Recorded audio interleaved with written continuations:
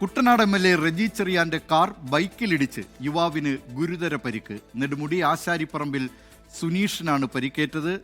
MLA മദ്യപിച്ചാണ് വാഹനം ഓടിച്ചതെന്ന് DYFI ജില്ലാ president Facebook കുറിപ്പിൽ ആരോപിച്ചു. വിവരങ്ങളുമായി ആലപ്പുഴയിൽ നിന്ന് അശ്വിൻ പാലാഴി ചേരുന്നു. അശ്വിൻ പാലാഴി, എന്തൊക്കെയാണ് ഈ വാർത്തയുടെ വിശദാംശങ്ങൾ? ദിലീപ് കുമാർ, നെടുമുടി സ്വദേശിയായ സുനീഷ് കുമാർ മങ്കൊമ്പിൽ നിന്ന് ചമ്പക്കുളത്തേക്കുള്ള യാത്രയിലായിരുന്നു. ഇതിനിടെയാണ് ചമ്പക്കുളം വള്ളംകളി കഴിഞ്ഞ ശേഷം മടങ്ങിയ MLA റെജി ചെറിയാന്റെ വാഹനം സുനീഷിന്റെ ബൈക്കിൽ ഇടിക്കുന്നത്.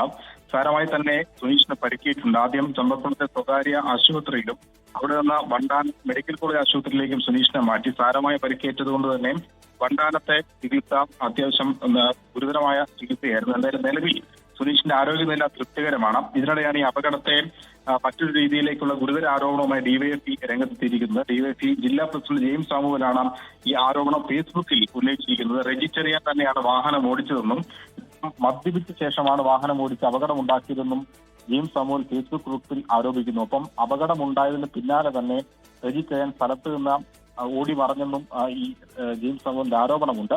സംഭവത്തിൽ ഇതുവരെ പ്രതികരിക്കാൻ റെജി ചെറിയാൻ തയ്യാറായിട്ടുമില്ല. എന്തായാലും അപകടത്തിൽപ്പെട്ട യുവാവിന്റെ ആരോഗ്യനില നിലവിൽ തൃപ്തികരമാണ്.